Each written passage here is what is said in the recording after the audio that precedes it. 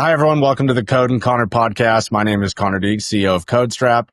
We're going to be bringing you guys the latest and greatest around Palantir, the tech, the company, the community. We'll also be discussing insights on other companies, things happening in the world of AI, consulting, you name it. I'm obviously joined by the one and only Dorian Smiley, the original CodeStrap himself, and the RANGR crew, John Boehm, CEO, and Paul Burns, CTO of RANGR, and obviously close friends in the Palantir ecosystem. Today's focus on the pod is the growth of the Palantir ecosystem. So I'll kick it over to you guys, but and you could talk about your experience and how you got into it. But where were we a few years ago? Where are we today? Where is this going? Yeah, man. So Connor, thanks for having us on. Stoked to be here and talking, all things Palantir consulting with you guys. So I got into the whole Palantir thing. I saw it as a demo when I was working at AT&T. So we had spent 3 or 4 years banging our head against HDFS and Alteryx and trying to figure out why it was costing $11 to $12 billion to build all these cell sites. And sitting down and seeing like Samir and Cam, some of the original guys, and Eugene from Palantir, they did the demo, and I was like, oh, so this means I can build a human in loop application to get this stuff in front of project managers, and it doesn't take 6 years and $6 million and piss away all this money with IT. I was like, cool, let's get this. So that was back in 2019, early 2019. So I was the first user on the stack, and then grew it to 5,000-ish monthly active users, ran across Paul there. And then I think they've got 14,000 monthly active users on the stack, doing a couple $1 billion of savings every year with it. So that's the first time I saw it. And so kind of been in and around it ever since. I came to it from an operations side. My background's like building buildings, right? I don't have a computer science degree. It came from operations. I used to, when I was asking people like, hey, take down the CMU wall, I'd go out there and like hit it down with a hammer to figure out how long it took so I could like have my hands in the operations. And with the Palantir thing, all of a sudden I saw technology not taking years, took hours. And it just seemed like the right thing to bring in. And I know it's taken off over there. And I was leading the field operations unit in using Palantir. And at that point, my role was to get the organization to shift from their legacy way of working with data to, a modern mechanism of doing it. And so it was, Excel and SQL Server, and moving into that forced me to really learn the platform so that I could teach others how to use it. In doing so, what I learned is that not only was it obviously more powerful than just a SQL Server and Excel, but I took a step away from Foundry and was working within like the modern data architecture. I was on the data infrastructure team building out all of the tools that allowed the analysts and the engineers to work with the data within the company. And that's when it hit me. I was like, oh, well, that's what Foundry does for you. It gives you a mature data ecosystem out of the box. You don't have to have the teams and the effort and the time it takes to build that yourself. You just get it and start working on problems. So that's a little bit about like why I think it's so powerful. And I think it's rare for a company to be built over a decade before it really hits this sweet spot in the market. And I feel like all of the work that they did to set up this as like really an infrastructure tool to use data properly. And now with all of AI coming in, there's like, oh yeah, plug and play. AI is now available within all of those other functionalities. It's just really set up to accelerate. And others might lay claim to this, but as far as the ecosystem around Palantir, the boutique network that's starting to grow, I think what was Axis, which is now RANGR, you guys were number one, maybe number two. No, I remember running into Bill at like AIPCon 1, like when they decided to all of a sudden start calling it AIPCon. And like we were kind of chit chatting, and he had just gotten underway. So we were right there on the front side. And I'd actually tried to do this at DXC. So DXC is kind of like they're a system integrator. People have different experiences with them, but we did a couple Palantir deals. And I was like, all right, here's like the 2 engineers I need to go like deliver this. And they're like, we got 300 people in India that we need to have revenue for. And I was like, that's not the way you do this. This is a brains, not a bodies thing. So I was like, this just doesn't work. So I wrote them a nice big fat check to have to quit because and then just so it was like no, this isn't gonna work for me. So yeah, just got started right then after that. And Paul was kind of right there with me on the very beginning. Yes, that was what, late 2021, 2022? No. It's 2023, man. I mean, it's been fast and furious to getting underway. And really, I think that's because that's really where it started tipping over, where Palantir had more demand for services.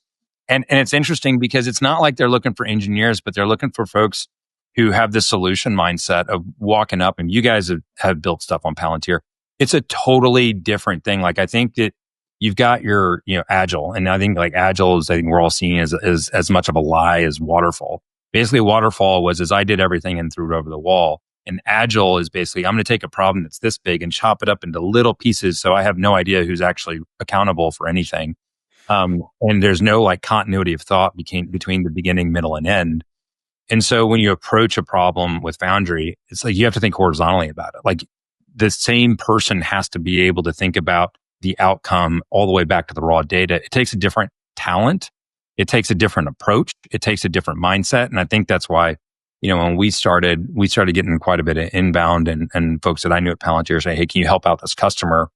Because it wasn't that they couldn't do the data engineering. I can teach anybody who can use Excel or you can code. Like I can get you to do pipeline builder. It's not technically complex. What's complex is getting people to realize that if you spend time building something in a computer, it actually has to change behavior to create value. And that's the thing that I think is the aha around Foundry.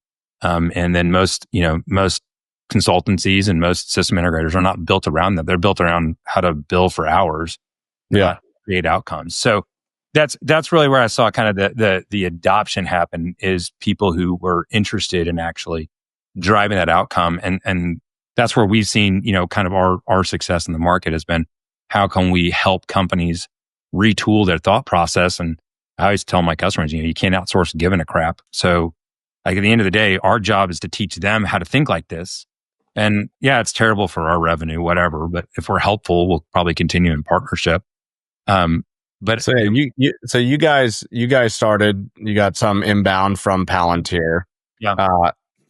Then Bill over at Norslove started his shop. Couple others have popped up. I think if you look at the Palantir page now, there's 36 or something partners. There's a few big consultancies. What's interesting is there was a V1 of this, where they went and tried to do partnerships. And now we're in like V2, and there's some interesting lessons we can learn from history there. But like one of the first ones is what I learned. So I started with the platform in 2021. Legend is I was the first person to get access that wasn't a customer or wasn't a Palantir employee, right? So like independent developer, first person to see Foundry, the stack was really rough. Like the first time I got access to it, it was janky as fuck. And the story I was told is that, well, this is a pen testing environment. They're constantly trying to tear it down. I'm like, yeah, right, whatever. But like, it was interesting because I was like, this is not a walk-up usable tool for an independent developer yet. Dorian, there's no bugs on Palantir. There's no bugs on Palantir. Yeah.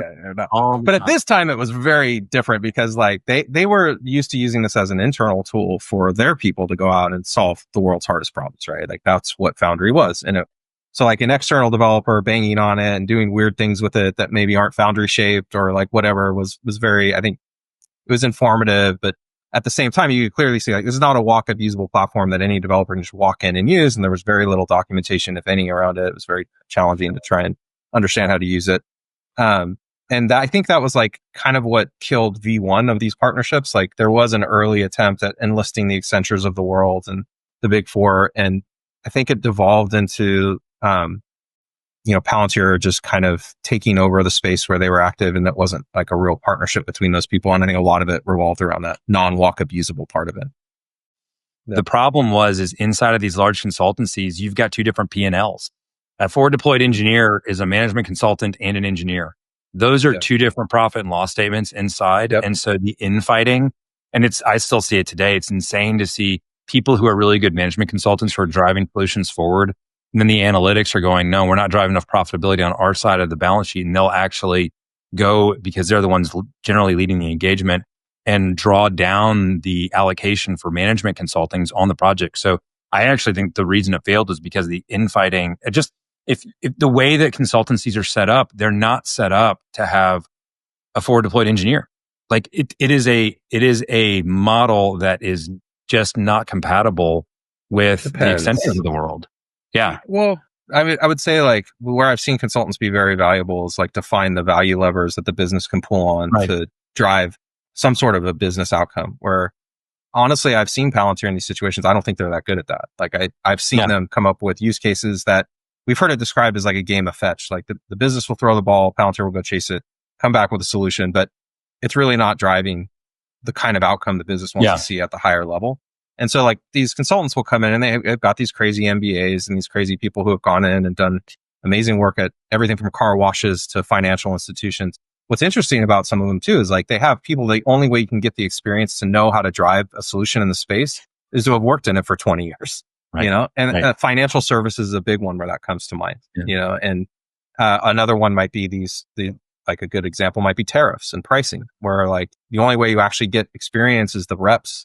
And like to be able to come up with solutions to tariffs and drive the pricing discussions is like, you need to have a decade of experience, right? So like, I think they have really valuable skills to offer there. I've just heard direct conversations from former employees that were around at this time at these consultancies that like one of the reasons it fell over is because no one could use the tool but Palantir. And it became a situation in which only Palantir could work for the customer at that point. Like because the platform was so central to building the solution, to your point, it was an FDE model. They're going in there, they're trying to kind of implement engineering practices to drive software as the service.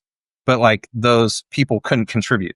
They didn't have the prerequisite documentation. They didn't have the prerequisite training. They didn't have the prerequisite ability to then contribute to that solution. It was like, well, we can work in Power BI.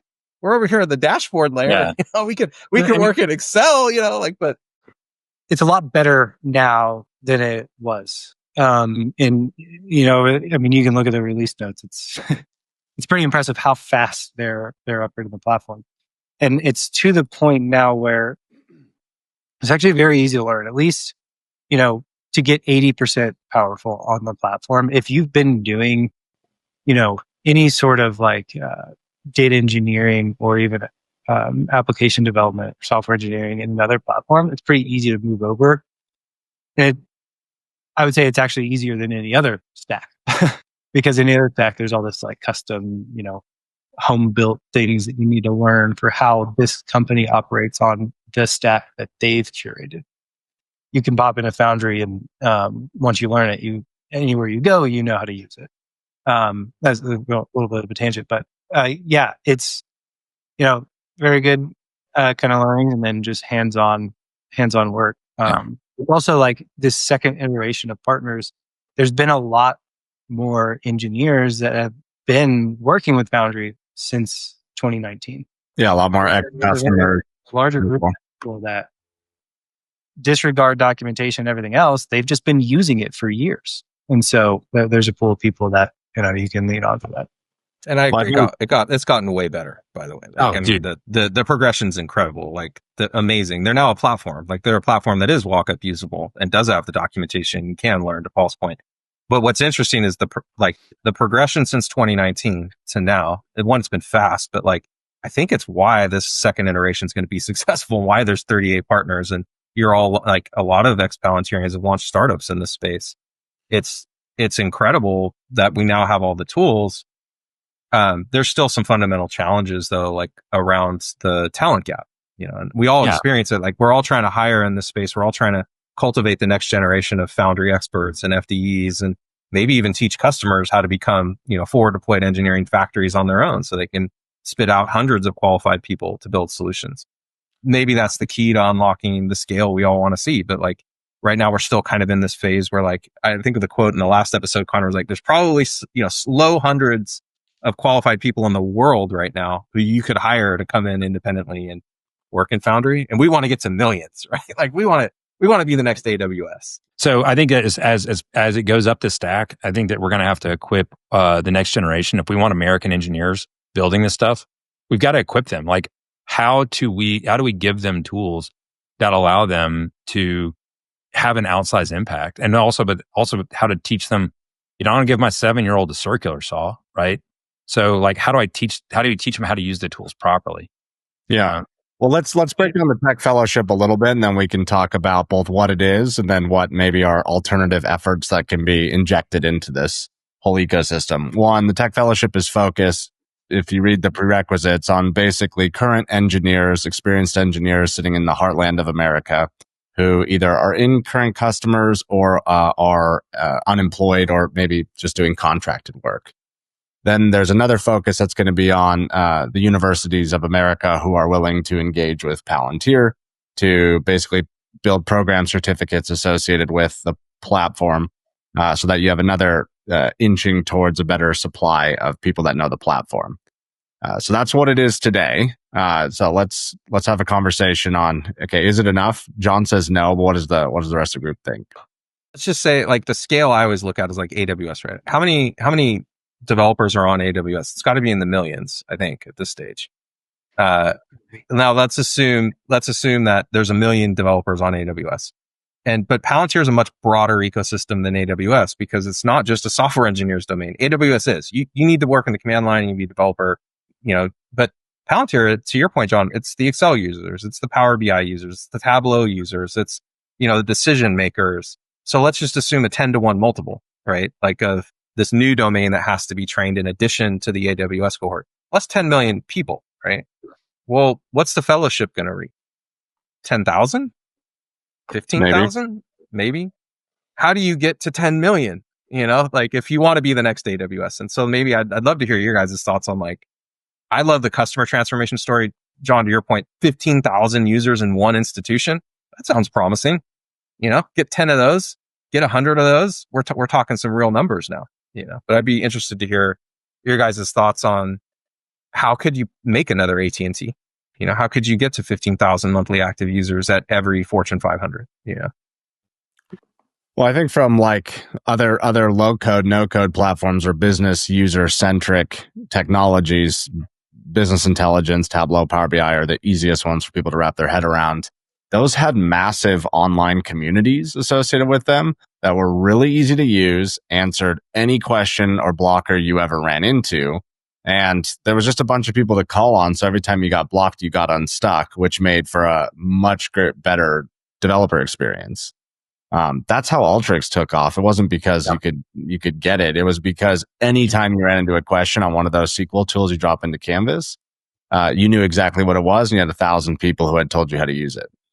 Yeah, I mean, this is Connor. This is one of the reasons we're going to announce some future ops. It's the Palantir User Conference. Like we're all in on like building community. I like get into a room with a few hundred people who also use Foundry and just have conversations. Like that's the entire goal of this entire conference. Like, how can we build that community?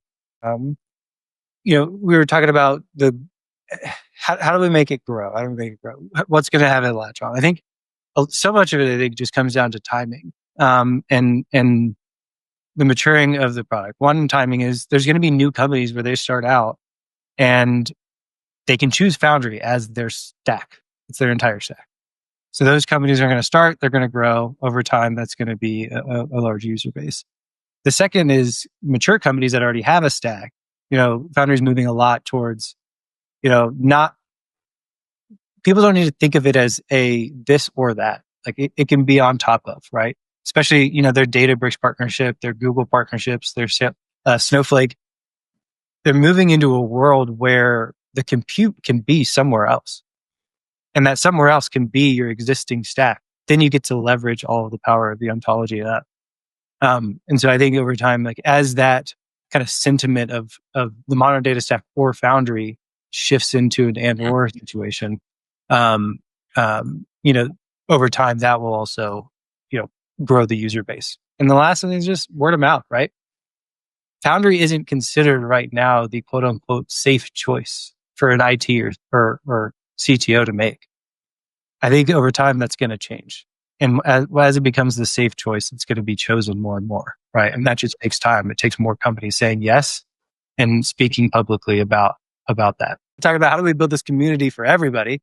Well, that's what I did at AT&T for field operations, right? It was our division within the company that I was in charge of growing. And so like we had office hours every week held, first week it was 5 people. Next week it was 7. Then it was probably 5 again. But it worked up to where it was like 150 people every week would show up, ask questions, answer each other's questions. And then our, quote unquote community channel, community website was Teams. And it was one channel. But like, you just see it's this snowball effect. It starts slow, but like in it where it was like, it was me answering everybody's questions. By the end of it, I didn't answer a single thing. Everybody was answering each other. That same thing is, and I feel like that same thing is happening within, the developer community that Ontologize has put together. But there's always more to be done. Tech fellowship. Some institutions are very focused on, revenue over quarter by quarter. And if you do anything that is an investment, that's a cost center, a new cost center for the business, you get reprimanded, and they'll ask you like, well, who's paying for the 150 people's time to go attend this thing? Or is it, so like, one of the things I always kick around is like, this company's sitting on $4 billion in cash. Like, what if it just took $1 billion and invested it in the largest institutions so they could go fund these programs across all of them to build communities, right? Like, I just wonder, like, if that was the mindset, would it grow faster? At least for the institutions that aren't forward thinking like AT&T was, like where they are open to that. There's a large cohort that are not. They're just like, you will not take 150 people's time for an hour for the month. Well, especially some of their, we have this whole journey, right, of maturity and platform. The ones that are kind of at that inflection point where it could go really good, you could go towards AT&T or Skywise or whatever, or you could start to fizzle out in platform, or it just kind of stays in that one business unit where it was brought in.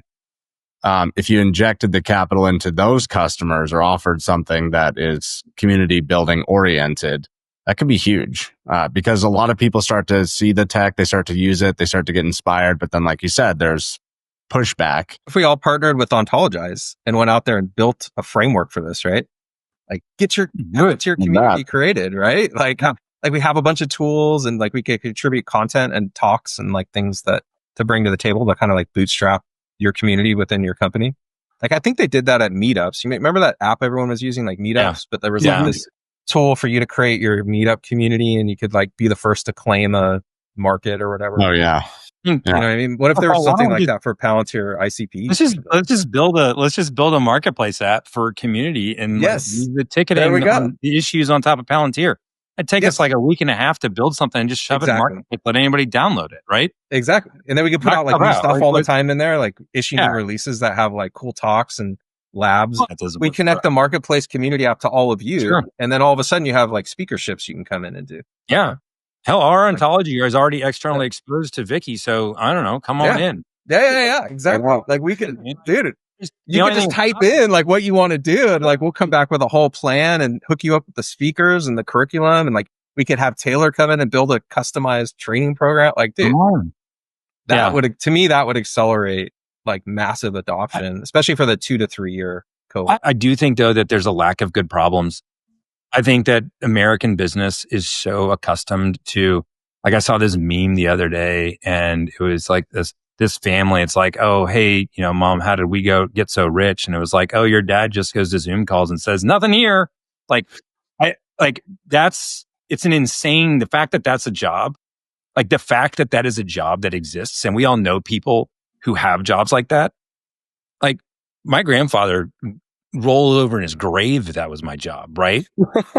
One of my grandfathers like pioneered air freight and the other one had a mill and feed store down by Houston. He like, fed cows and stuff. Like those are like real jobs. Like people get on Zoom and just like scroll Instagram. I don't know. Like we have such a lack of good problems to solve. And I think it's because there's been so much silo building and there's so much accountability and, oh, this isn't my job. I don't know. I think that yes, you need the training, but you also need good problems to solve. Like you got AI that just opened up this whole new possible domain of solutions that you can apply now. So AI what do you think about if we look at AI specifically in the context of operations, because that's your background too. Yeah. What would be if we were to think like, okay, now let's map AIP capabilities onto what you can now do in operations to your point to like, let's get some real problems to solve. Yeah. Like, what do you think some of the low hanging fruit there might be? So I'll answer your question, but I'm first going to say, what is it not going to solve, right? I remember we were doing predictive, and Paul has the same experience. When you're doing predictive work to try to see where you should go proactively do maintenance in a network, right? You have 5 dispatches that come back with no trouble found. You're going to get nailed up against the wall because you just spent however much money per dispatch and it was wasted effort. You don't get credit for the 90 that you did right. So in operations, you have such a small, like if you had an advertising use case and your attribution rate went up by 2%, everybody's high-fiving. If you have an operations use case that you degrade the quality of that operations from a human-based process leveraging AI by 2%, you're out on your butt. And I understand why. That's real money, real time. This is real. So make sure that you've got the good problem. So where is AI good? And then this is actually one of the things I think is fundamental about Foundry is it's the point of the solution is not AI. The point of the solution is to say, if you have to take 10 steps to build out an overall end-to-end process to change behavior, AI is one component of that, right? Instead of me being AWS or, the Microsoft solutions people and being like, I'm going to AI your entire operation, Foundry lets you say, no, it's just this one component. I need to go and read ticket logs, or I need to go synthesize what happened, or I need to go back out and go use the ontology to go get educated and pull that information together. So I have a application where I've got both the objective and subjective data around an operation consolidated on one screen to serve that to a human. That's a good problem to solve, right? You're putting AI in the context of where it's important. Yeah. A couple of thoughts. One is, I think with where AI is at right now, for a while, everybody was talking about prompt engineering. But I heard this phrase, it was context engineering. That's actually what matters more. It's not that you have this, perfectly articulated system prompt that LLMs are best able to answer, but it's that, it's equipped with the right context at the point of asking that question. And that's what Foundry kind of enables you to do. You have this entire ontology, which is the context for your operations. And so, you can always leverage it to, power that context. And I think, there's a certain level of complexity where humans just can't wrap their mind around it. And I think that is an area where, maybe the AI doesn't automatically solve the problem, but it's able to take all of this broad information, summarize it, hand it over to, an operational user. So they are just making better decisions. It's the same decisions that they've been making every day. It's just a better informed decision because the AI is able to generate that for them. So that's more the utility of it, but do you think that would solve the apathy, John, that you kind of were pulling on there? It was people sitting around, don't care to solve the next problem. Let's say there are a bunch of problems, and you have the tools like AI in the right way that Paul put it, but do you think the guy is just going to stand there on the Zoom call and not care, not try and solve it? I just think, I think that this is actually one of the things we spend a tremendous amount of time. I think people are out of practice at it, Connor. In fourth grade, we used to get a word problem, right? And what were you taught in fourth grade when you got a word problem? It's like, okay, what is the question asking? Do you have the information in the word problem to solve it? Pull all that information out, write it down. That's what we're supposed to be doing, but I think we just got bad at asking word problems. We coach our customers on, I want to do efficiency. Okay, well, if you save 20% of their time, are you going to lay off 20% of the workforce? No. Okay, then you haven't changed the needle. That's an interesting use case. Would love to do it, but you're not going to be able to put an ROI on that. The behavior you change has to be able to be measurable in dollars. It's gotten to the point to where we won't even start on a proof of value. We have this whole process where we start with a proof of value, and then we move into more of a continuous enhancement and expansion approach with our customers because we really just see it as a life cycle.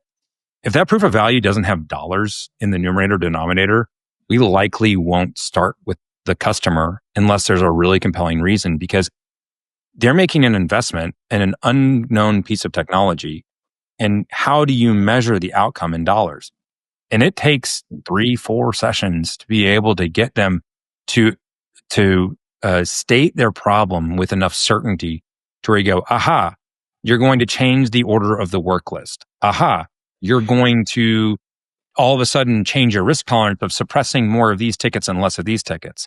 Aha, you're going to be able to go through and resolve this with one person in the first hour of your workday rather than it taking 5 hours. Therefore, what you're actually measuring is the utilization of your factory floor equipment.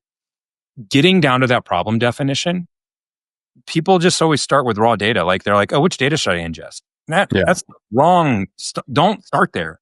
Let's start at the outcome. Like, right. Business. Dorian always puts it as business led, tech enabled. Not don't start with tech and get lost and waste all your money. Yeah. And I think I want to pull on something Paul brought up, and I think it ties into the value tracking mechanics because one of the interesting things is like the context engineering is the thing that unlocks the accuracy and the performance of these AI workloads. Like, to the extent you can give the model the exact right information to answer a question, that's the extent to which you can actually leverage AI in these workloads and do something meaningful and drive value creation, right? But like, what's interesting about Foundry is it's like the ideal platform to bring all your organization's data together. Like, most platforms are just silos. Like, are you going to use Blue Yonder to bring all your organization's data together? Are you going to use Salesforce? I wouldn't. But like Foundry, like Foundry could actually, and what's great about Foundry is it's really easy to bring in unstructured data, which we're finding, like when we built Vicky and we built Benny, our sales agent, we found that we needed all of our meeting transcripts, all of our team, or all of our Slack chats, all of our emails, like all that unstructured data is where your business is actually happening on the day to day. It's not in a PDF and it's not in a relational database for the most part. Right. So like, but like Foundry is the ideal place to bring all of that together, right? And then you can actually do some real context engineering. But to your point, John, like if the metric is to drive equipment utilization, or if the metric is to drive like some outcome in a customer service department, one of the interesting things that all this context engineering can unlock is efficiencies around using language to drive decisions. So like today, I have to balance between 5 different applications, right? So like, get an answer to a question. It might be I've got to go into Slack to find a thread. I've got to find a relevant email. I've got to look up a file in Drive. I've got to go and then use some shitty system that IT built that sucks to drive some decision I want to make, right? Going through 5 different systems, that might take me 4 hours, or 3 hours or whatever it is. But if you can just ask the question and the model can give the answer and orchestrate the systems behind the scene to take action, you might start seeing efficiency gains around just leveraging that as the way to interact with the software ecosystem as opposed to like 50 different UIs. Like, CEOs do not understand why a well-engineered data model that backs their operation is the most ROI positive investment they can make. Like, they don't understand that Foundry is a development platform at the end of the day. And what we're solving is people and process issues. And the last time that those two crossed was like the 1960s and 1970s, when the people who are getting business degrees and the people who are getting computer science degrees were in the same fraternity. They're not in the same fraternity anymore. They don't hang out. They don't talk, right? The people who build crap, and it goes into, and I'm talking like large scale corporate America, right? You've got the people manager track, business majors, communication majors, all of those folks who are like, got high in their company because they're really good at managing people. And then you've got IT. These two they are different houses. They're Slytherin and Hufflepuff or whatever. Like, they just don't hang out. Every single one of these people has to use technology today. Like, my thing is, like, how do you drive them back together? That's my issue. Cause like, from the technology side, we're going, hey, this platform is an unlock for the operations. We got to drive them back together. That's a structural change. Total structural thing. Yeah. But what I'm advocating for is a shallower, immediate value capture, which is like, you right now are going through all these different shitty systems that suck. And when you go to make a decision, you have to look up all this information. You got to get the facts right. And it sucks. What if you could just ask the fucking question, and Foundry drives the interaction with all these shitty systems you don't want to use. And because you brought in all the organization's data, it can find the exact right information to fill in the gaps, whether that's an email address, whether that's a file name, whether that's a fucking, 50 fields it's got to enter. I just saw an example of this in, this tool this guy built for the Korean Army called Flight Buddy, where they're building flight plans for pilots just from a chat interface, right? In the past, you'd have to go through a whole bunch of systems to generate the content that's created in about 30 seconds, right? Well, so like the idea that you could let language drive these things is an efficient. Years that we did this. Paul's built that. We have 3 systems at our company. We have accounting, an HR system. I want to build that, and we got Foundry. Paul, I think everything's built on like all of that stuff. It's all every email. It's the extent of it. You can. And how long did it take? By a couple of folks doing it in their spare time. There's this layer of IT that is just incredibly hard to use in all these institutions. That sucks. Yeah. It's terrible. And so you're paying a efficiency cost and also a stress cost. and a training cost to have to teach people how to continually use these crappy systems that no one wants to use.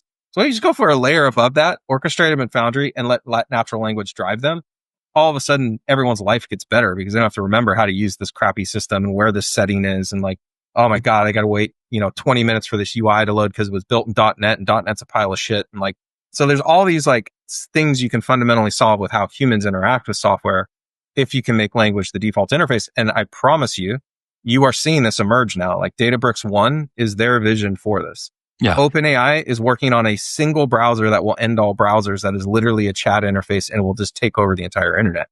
This is going to be the default UI in the future. Every major technology company is going to push it on you.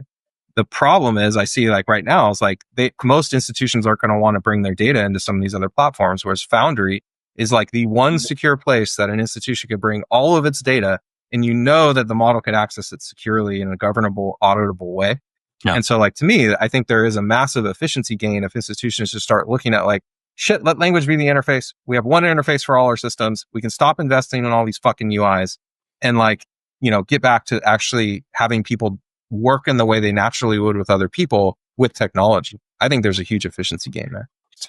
Let's get more meta about it. Like, I think the better way to think about it is like, okay, back in 2021, I did this video about how software was changing. And in 2019, I was pitching this to leadership. Just like, we're moving from systems where humans are at the center of everything. They enter all the data. They sit at the center of the operating terminal to where they're going to be at the edges, and AI is going to be at the center. AI is going to be driving the decision-making and orchestration. The humans are going to be part of accept or reject university and offering their insight to put the model back on the rails.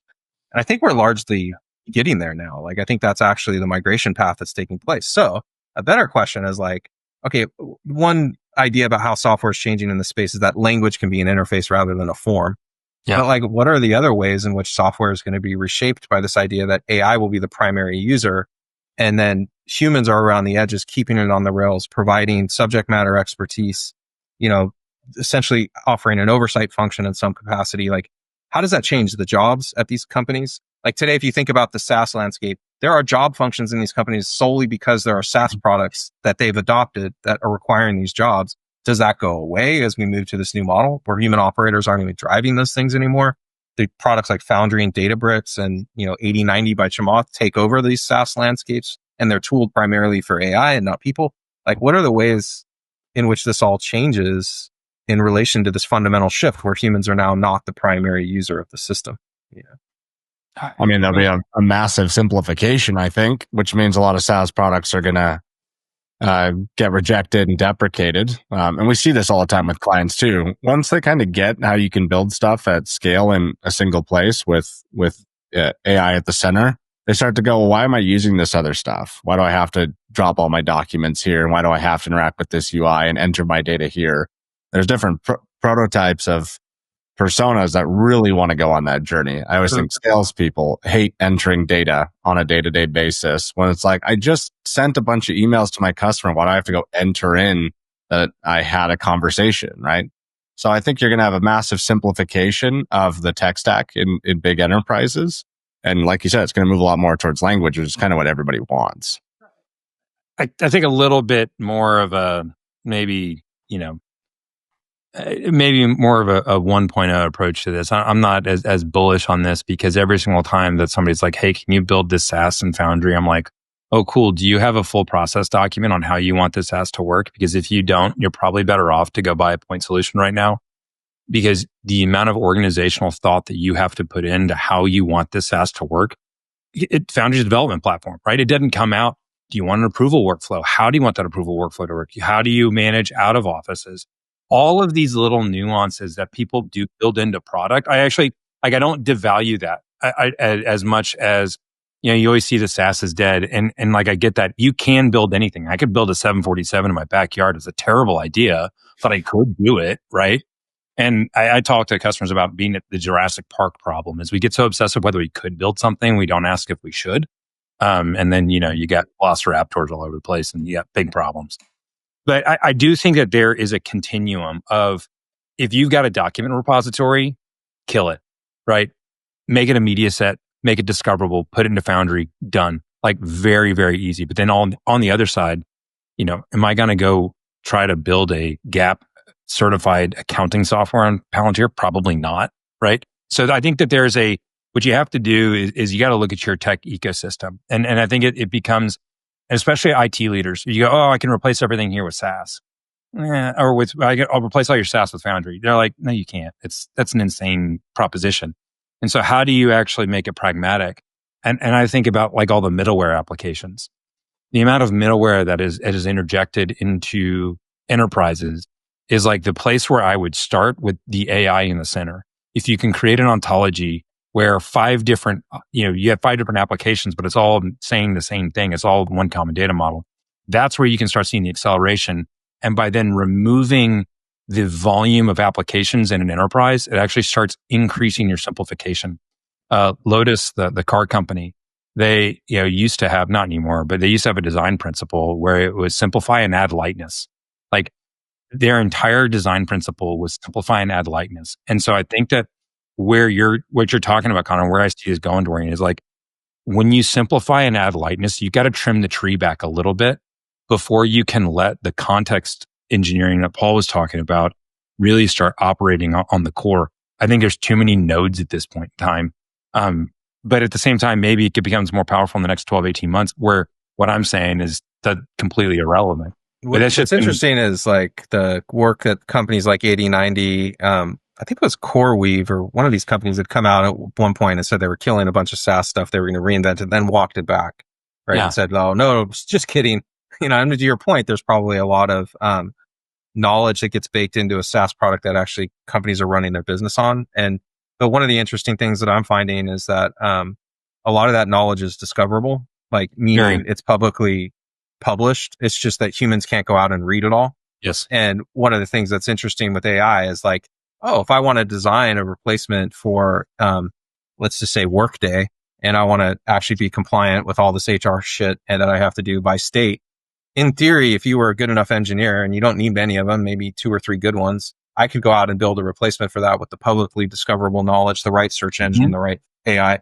And to my point here about like humans moving to the edges, that's happening in software engineering too. For a lot of workloads, humans are at the edges already. And I think in a couple of years, they're going to be pushed way more to the edges if you get the engineering around the LLMs correct. So like the idea being that you probably could replace a Salesforce, a Workday, whatever you want in Foundry, provided you have the right tooling. If there are companies out there who are willing to invest in building those things and distribute them, I don't think that every company should necessarily build their own version, but I do think every company should be able to take a marketplace app and extend the version. Yeah. Or take the data models and incorporate them into their existing ontologies, like with ontology interfaces. And I think this idea of then AI actually operating at the center would take off, because imagine you had every system of record in the ontology. Why would you necessarily, at that point, you actually, and the ontology includes the actions and the actual functions that the AI could execute and the workflows it could orchestrate. Then you really don't need human users. I don't see why you would. Well, Paul and I have talked about this a lot, about like everything we've built for our company. Somebody else want it, knock yourself out. I think, Paul, the biggest thing we're having right now is the market-based deployments. We're limited on versioning because like we come out with a V2 and a V3 because like get better features. I mean, what keeps us from being able to distribute basically our entire operating system for our company to the world? Yeah.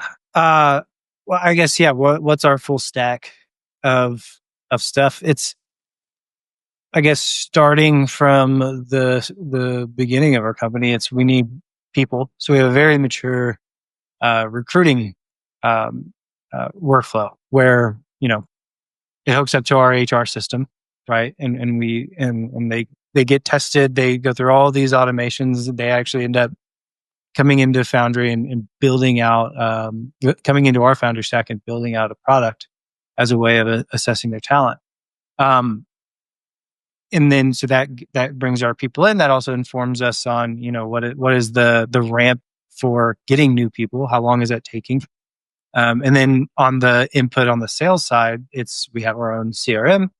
And so as these opportunities flow through, and we put basically our staffing requirements on them, depending on the size of that opportunity, a probability of success, and that ends up driving our hiring, which feeds back into our recruiting. coming out of the CRM, it actually gets into like our day-to-day operations. I don't know if we have like a name for it, but the opportunities become projects. Those staffing requirements then get assigned to our staff, where we use the dynamic scheduler to do all that scheduling. And then actually day to day in the projects themselves, we have our own project management tooling to, it's a Jira-esque, but it was built quickly. And, it's one of those where, yeah, cool. We have Jira and we have our own flavor of it. Anybody can do that. But we're really then reinforcing it with how we operate at Ranger Data. And so, taking transcripts from all of our meetings, and that becomes a media set that you can chat against it as an engineer or an engagement director to come in and, update yourself if you were out for a day, right? What all happened? We have all that information. And just, a lot of future plans for what we can do next with it. But, it's everything from getting our people, working our opportunities, and then, our operations is all just. I mean, what I just heard is basically you've rebuilt if someone else were to just buy a bunch of SaaS products, a really expensive stack. Mm-hmm. You're injecting AI into every single thing that you build. You've done all of that in under 24 months, and it all is built to scale. Oh, we didn't start on this till like 4 months ago, Connor. Okay, so even better, right? So if small companies can build a stack that is AI first in nature in ridiculously short windows of time, why would we take any other approach? What is the argument then for SaaS? Because first you said it's legacy, right? It's like because large institutions have a massive gravity well, which is like all of the requirements and this. You were at a large institution your whole career. You want to do anything, there's a process and an approval and blah, blah, blah, blah, blah. A new company can do whatever the hell it wants. And that's, I think companies. I don't know, man. No, I think it's orientated on what's the value creation, right? It's a small enough organization to where we're all focused on growing our company, right? Big organizations, a lot of that focus is how do I keep my job? And so I think that it's insane. It always comes down to the people. I think that there's a lot of folks who they get locked into the method of implementation, because they don't want to rock the boat, or there's too because there are power centers that push back and like literally power centers. I want it. Let's just say at a large Big Four, I want to rip out Salesforce and replace it with something. Do you know what kind of a conversation that is? Well, okay, so Palantir still uses Salesforce. Like they can't even rip it out. Like there's. I'm just saying. It's not because Salesforce is the best product in the world. I can build a better Salesforce and found it in 4 months. But I don't know. I think though that really what it comes down to is monthly active users. Like we do it.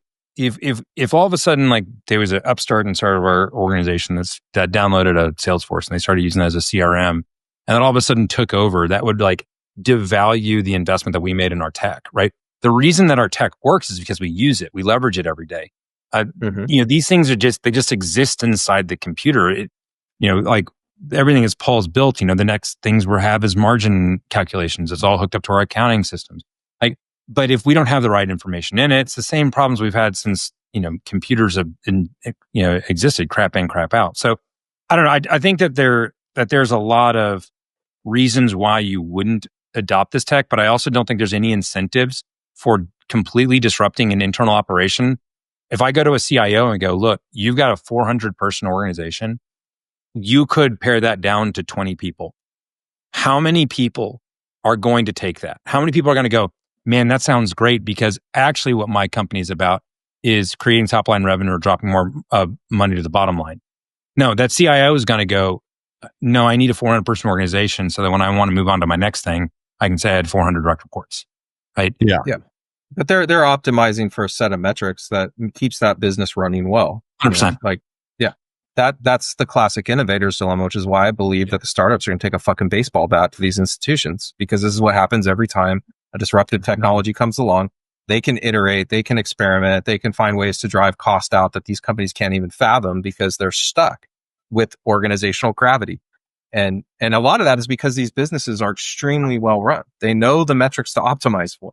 They do very well at scale, But that's exactly why the micro steel mills took a baseball bat to the macro mills, right? Like it's gonna happen. I think that there's a large degree of competitive advantage smaller companies have today to be able to go out there and compete against bigger institutions. And I also think this is why you might see in the private equity space inorganic growth strategies that play into this, which is to dismantle some of these larger institutions and turn them into high performing organizations before they can be disrupted by, new startups and new technologies. So it'd be interesting to watch the space evolve. But I do believe that there's a massive opportunity for what you guys have already built just to put it out in marketplace, even though marketplace isn't perfect right now. And again, just back to our idea about building a community, putting it out there in the space is going to be massive, I do think though, I don't want to, big companies I think have got a big place. And, I think Paul, you're kind of I would think your perspective here is really interesting.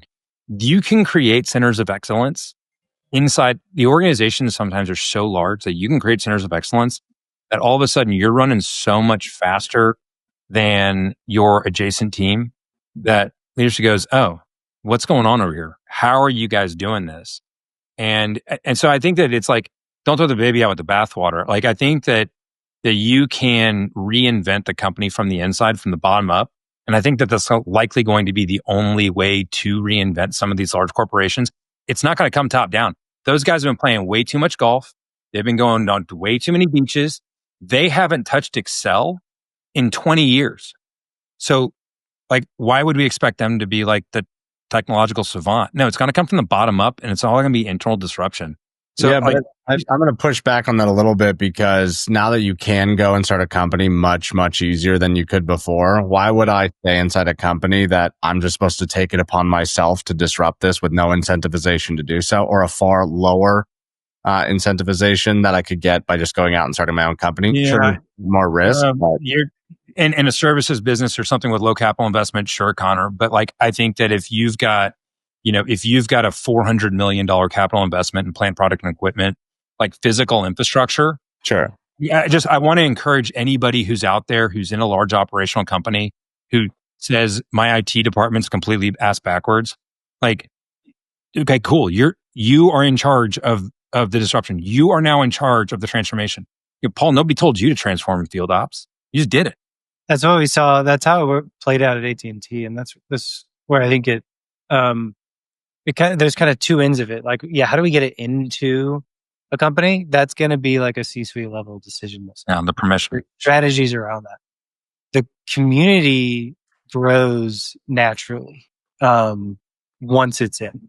It starts from the bottom up, right? I was charged with this kind of by a mid-level manager. And then it was just me and a bunch of other people who work with data day to day saying this thing's awesome and just doing it. And so, I don't know. It's you establish your beachhead. You got it. Can use that as a place to expand. And I totally get your message, John, too, because I see these people in the businesses every day who are just going to create their own solution to their own problems, and they're driving massive value creation for the organization. I think that's right. I do think at a certain point it runs into the wall of IT, and that it becomes harder to scale because there's barriers put in place, around data assets they can't access, or systems they're not allowed to directly connect to, or though these barriers will come up, but you can create a lot of value way before you reach any of those. Well, and Dorian, I think though that a bigger thing would be, could you go get $500 million for a capital investment to be able to create a new manufacturing plant in Oklahoma right now? Probably I love that not. idea. But I love that idea. I think that would be ultimately that would be the coolest way to solve this problem. No, I know. Out and build a new business that does have that capital. What industries we look after? Infrastructure, energy, construction. People who are actually out there sweating every day. I want to make their job better. I want to make them more competitive on the world stage. I'm sick and tired of IT being the thing that keeps people who are doing real live work. That was one of the reasons I left AT&T. If you unplugged the computer, all of my work would have disappeared, right? Wasn't doing anything. I used to put down concrete at 4:00 in the morning when I started my career. How do I get back to that? How do I help the world of atoms, right? Yeah. How do I get back to actually building real things in the real world? I love that. And so deconflicting the technology that actually creates more friction than good. It's all well intentioned. And I think that's the other thing. Like, nobody created these IT departments because they're like, how do I screw my company today? It was very well intentioned. And they came all the way up through the, first it was all local, then it was data centers, then it was network, and then it was cloud. Like, they're trying to keep track. So give all these folks a lot of credit. This is they have an impossible job. I mean, their primary function is to manage a risk profile for the organization. That's its primary function. If I was an engineer starting out and I got an offer at Google, or I had an offer at a third generation industrial company in the Midwest in technology, I'd rather take the third generation industrial company because there's more, I agree, man. There's more new things to invent, to create, to discover than there is at Google. What's Google going to do? Extract another dollar out of every American consumer and ship it off to the coast? We're seeing it in the defense industrial space right now. It's exploding, right? Like, this is the coolest thing I think happening. One day, I want us to be in the world of atoms. Connor, we're going to start a factory somewhere one day. But the thing I'd love to see is, like, why can't there be like a private equity fund where like people like us, our companies, Palantir, could sign up to go in and literally get $500 million in funding to go pair up with the industry experts from these former manufacturing plants and build new ones help them that are built from the ground up the way we want them to be built. I don't know. I'd rather help the people who are experts at it, because like I know that I'm never going to be an expert. I'm saying pair up with the experts. New institutions. If I'm ever running a manufacturing plant, like something's going really wrong here. Like how can we get in and create a reinvestment? And that's, Paul, we see this with customers every day. Like, the folks who are our most successful customers are the ones who are like, this isn't okay. Like, we're going to change from the inside out. And they're very much the kinds of people that the technology is hitting them right there, because they don't have to hire 400 people to go, create VMs, right? They just open up Foundry and do a data connection. That used to take 6 months and 45 people coordinated across 3 consultancies. Okay, that's a 15-minute thing now. What can you do when you have that level of disruption on your ability to get to the start point of a problem? Like, it just compresses your time cycles. The prototype we have now is, if we look at the defense industrial space, is like, how does manufacturing get rebooted? It's literally startups. I mean, it's not Raytheon that went in and rebuilt its tooling to be AI forward. It was Anduril that came in and said, you know what?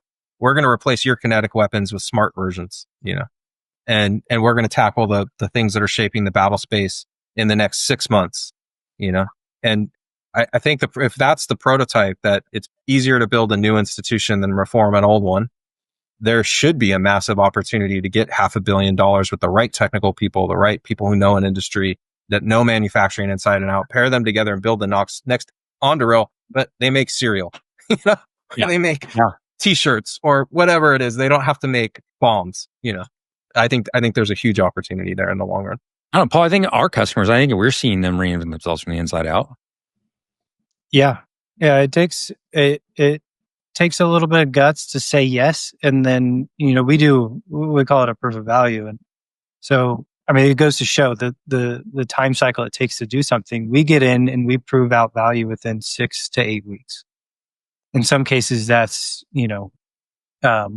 significant percentage change to their revenues in 6 weeks. And so it's like, once you do it, you're bought in. You just keep doing more of it. I don't know what maybe that's what I keep coming back to. Is like, once you start, you're just going to keep going. Starting is the hardest. What individual end of. What class of company are you seeing most of that? Like, what's the size profile? Are you seeing large institutions able to do that? Parts of large institutions, or mostly mid-market? Yeah, it's more of like the mid-market that will kind of jump in. Like, I guess what we're seeing, the clients that we're working with that are of the larger scale, they've already made that decision. They're on board with Foundry. They've been using it for a couple of years. But the smaller ones are the ones where, it's like the jump in capability that they have from what they were using, typically just Excel, to Foundry is just so immense. And there's so much low hanging fruit because of that that you can just crush through a lot of really easy wins that have meaningful impact. It's also span of control, though. I mean, the people who are signing the checks for our invoices are the ones who are accountable for the outcome. So there's no place to hide. Like at these mid-market companies, there are no people going, oh, nothing here. Like there's no place to hide at these. Either you're productive and you're creating value as an employee for the company, or you're not an employee anymore. Yeah. So like I think there's also a culture of accountability that folks are motivated to saying it's a little bit more of a team aspect. So, but you do see that inside of divisions, inside large companies where you've got the right leader, people are aligned on the same thing. So, like, I'm not saying this is an either or, like demonizing. We that's what we see. We see it in the large institutions among specific divisions or departments where you have really forward-thinking leader of that division, and they bring Foundry in. They're tremendously successful at driving value. But what we often see is about the 2 to 3 year market hits a wall of shadow IT where they're being classified as like, this is out of bounds with the company's risk profile. We actually see a lot of times where they're forced to go back and reverse engineer what they've already built and do technology assessments to become in line with the risk profile of IT just to continue running the program. Yeah. So like, I think the large institutions function fundamentally different. I think where there are these amazing people in these larger institutions who are like, we're going to revamp this. We're going to change how we operate. We're driving 200 million of cost out. We also know some of these larger institutions being pressured by their customers to bring costs down. They're basically being pressured to commit to 20%, 30% price decreases over the next 2 to 3 years, specifically because they're seeing it from other vendors who are coming in the space and offering decreased pricing, both to be competitive, but also because they're leveraging technology and automation over bodies. And but I think that margin pressure is going to continue to kind of grow. And these forward thinking people inside the institutions that are large, they're your most valuable players. You need to find a way to somehow empower those people more. Maybe there's work we can do to put spotlights on them or help share with the world what they're doing. We're going to, these large, it's a different. We're going to keep pushing after the mid market. Dorian, I mean, I think I'm here out of Dallas and Paulton, West Texas. There's more, billion-dollar organizations within a 15-mile radius of my house than there are. Like, there's so many of these companies, and consulting never saw them as a revenue target, so they've never come in. And so everything they've got homegrown, everything they've got. And so being able to say, hey, I want to shift the paradigm inside the company and take a risk, a lot of them are more willing to take that initial risk. And they don't have necessarily the institutional friction. And so you can get to day one a lot quicker. We're going to keep investing in those folks because, just selfishly, it's a lot more fun to be able to go fast. It's way more fun. Do you think there's a roadmap where we could work as a consortium to drive these mid markets to large caps? Lay out a roadmap of like, how do we turn a mid market into a large cap? Well, so you look at just the tech that we've done, right? Yeah. You could literally take the tech that we have and at a 10,000 person organization, replace every SaaS product with what we've built for ourselves. Like I've done work on Palantir that has the same transformations for 100 rows that it has for 4 billion rows. I know the scale works. Like I've seen that before. So you get one of these organizations, manufacturing, industrial, logistics, supply, whatever the thing is, and they're doing 100 million in revenue, and all of a sudden they get their operating system built on top of Foundry so tight that they're dropping 30%, 40% more margin to the bottom line. Why wouldn't they become? That's disruptive innovation, right there. Yeah, it is a perfect. Why? Maybe that's how we unlock this scale problem, right? We just go and invest heavily in retrofitting these mid caps that are forward thinking. Why not? And making them the next large caps. Well, why even worry about them being forward thinking? How about you just go find everybody who's put themselves up at a sale price that is trading at a discount of a multiple because it's the second or third generation and they want to get out. Why wouldn't you come in and say, okay, we're going to top to bottom redo the tech on this? Everybody stay in your seats because you know how to operate this factory. You know this product. You know this market. Don't get rid of any of the human capital, but anybody who is an outside consultant who's selling you snake oil solutions, get rid of them. Yeah. Exactly. That cost out, right? I don't know. We know we can achieve the outcome in Foundry. We've seen it work before. There's a huge track record. It's totally doable. The proof of concept's been done. this is an interesting area. Investors, if you're watching Palantir, if you're watching, you're sitting on $4 billion in cash. How about like funding some of these? This would be a pretty interesting growth strategy. And go find a like fertilizer. really short. Yeah, go find a fertilizer plant, and all of a sudden do better demand forecasting and talk about rebuilding the industrial base of America, driving GDP. These are the things. I know we're predominantly a services economy, but that doesn't mean we can't fight inflation and drive GDP growth on the manufacturing side if we implement some of these things. So primarily, I mean, but I think that like it used to take 300 people to run a factory. Now it takes 30. Yeah. Okay. Yeah. How do you make that 30 double their output? Well, the factory lines aren't going to go any physically faster. Okay. So then you have to start looking at waste. I don't know.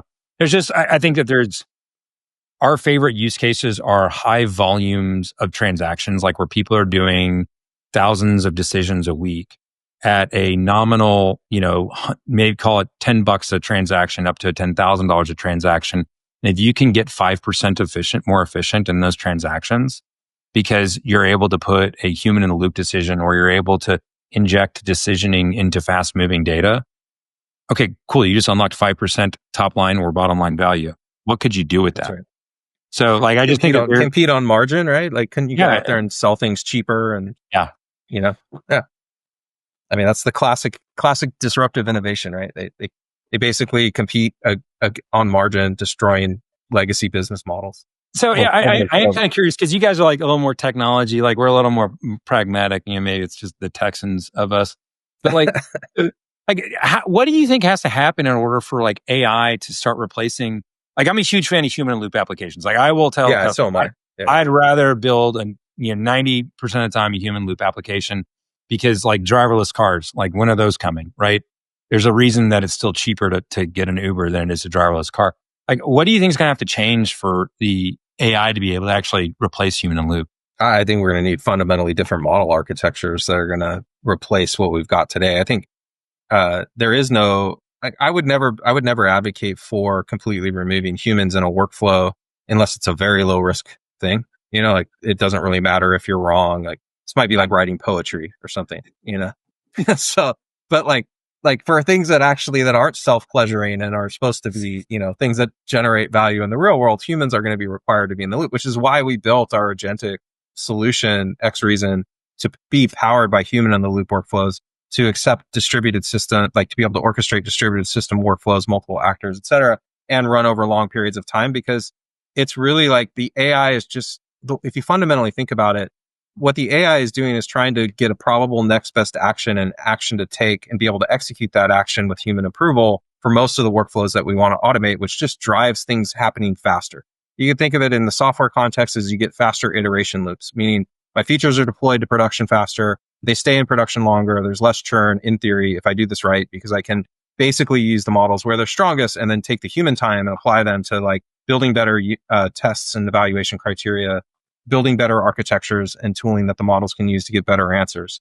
And if we apply that in the business context, I need a really good way for humans to provide feedback to the models so that they can improve in the decision-making process. I need to have better grounding capabilities so the model has access to the exact right information it can use.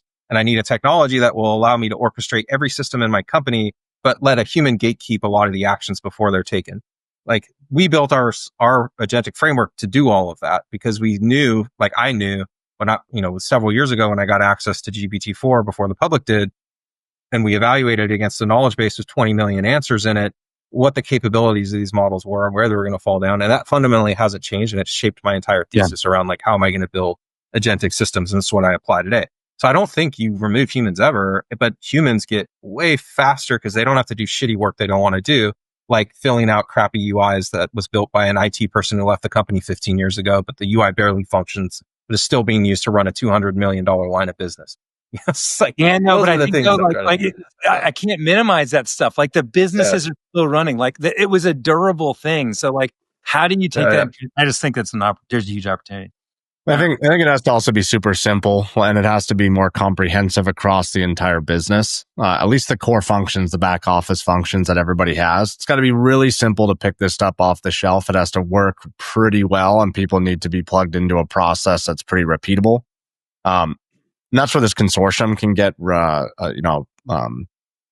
really strong here. Is if we all start building things, we all start kind of setting standards. Maybe not exact things. We don't have to tell everyone exactly what to build. But if we can get everyone drumming to the same beat here, then give them a better foundation. Foundation. You get Foundry and these 25 things off Marketplace. You plug them in, they all work. We know we can connect to existing systems, but we get this advancement that's really quick.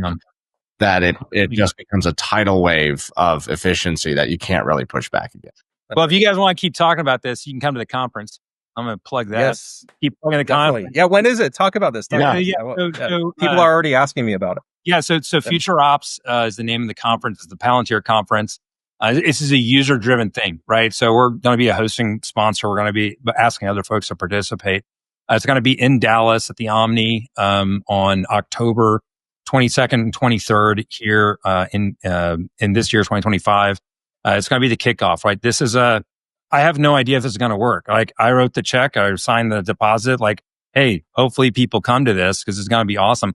It just, this lack of community of knowing who else is out there who can solve this weird TypeScript thing or this bug. Like, we shouldn't all just have to go back to forums. Like, I was really into like Volvo 240s, and there was this forum called Brickboard, and like every problem was on Brickboard. That was like 20 years ago, and we're still doing that to create community today. Like, that's insane. So let's get everybody in the room. We're going to open up registration on August 4th. The thing that I'm really excited about, though, is the use case submissions. I want people to submit their use cases, to get up on stage, to show the kick-ass stuff they built. We're going to have, very tech forward. We're going to have more industry, and then we're going to have outcome. Like, what have you done that creates this value? And, I want folks who are interested from the investor community. Like, I love the investor community on Palantir Online. It's really fun. I don't think they know what Palantir does, and they understand the why. Like, why are we excited about it from a technical perspective? Like, I get, the stock price doing this. That's super fun. But like, I'm excited about like transforming the way that operations actually operates in America. So would love for them to come. If you're, an individual and you want to learn, come on. Like, we're going to have to be a little bit careful about registration, with this year, but we really want folks to participate. So we'll have on tomorrow, tomorrow's going to be Friday, whatever tomorrow is. Like, I don't even know what day it is right now. We'll have the page open to sign up to get informed when it's open. We're going to do the use case submissions before. If you end up being a use case and you submit and you get accepted, like, the conference is paid for you. You just got to pay for your hotel and travel and that kind of stuff. Love it. But yeah, so we're going to be doing the Wednesday. We'll have a big happy hour. Everybody come on in. And then the Thursday, we'll have use case presentations all day, keynotes. And then, and that night, we're going to give away, it's called the Use Case Rodeo. It's actually a competition. So it's not just that you guys are coming through. So we're going to tie in a little RANGR brand, and we got getting belt buckles made. Man. You win. Hell yeah. Dude. We are going to be there, man. This is fun, dude. You get a belt buckle. Love it. Winning the rodeo. Are they going to be steak dinners? Do we have steak dinners? Steak dinners, man. It's the Omni. It's in Dallas. Like, if there's not steak dinners, what are you doing? So, that's what I'm talking about, man. We'll back up a cow right to it. And that's right. Full Texas. Yeah, we're so there. We're so there, man. We're we're definitely going to be there. Like, we just it's the same thing that we're looking for inside of our big customers. Like, somebody's got to just start, right? Yeah. Nobody's starting. So let's just start. Let's just do it. Let's just build this out. Let's get this thing going. It's, we needed a user event. We need a user event that anybody can come to because you're passionate about driving, transformation. You're passionate about reinventing American manufacturing. You're passionate about, taking the inefficiencies out and dropping more margin to the bottom line of your company so that you can be profitable and be around for the next 100 years. Like, we want those folks to come in and just be excited. So. Well, we're stoked, man. We'll get out the word. We'll get out the word to all our current customers. Yep. I think that's great. So, guys, let's call it an episode. It was an awesome discussion. We covered a lot of different topics. Again, for the audience, we'll be doing this every week. Bring on more Johns and Pauls.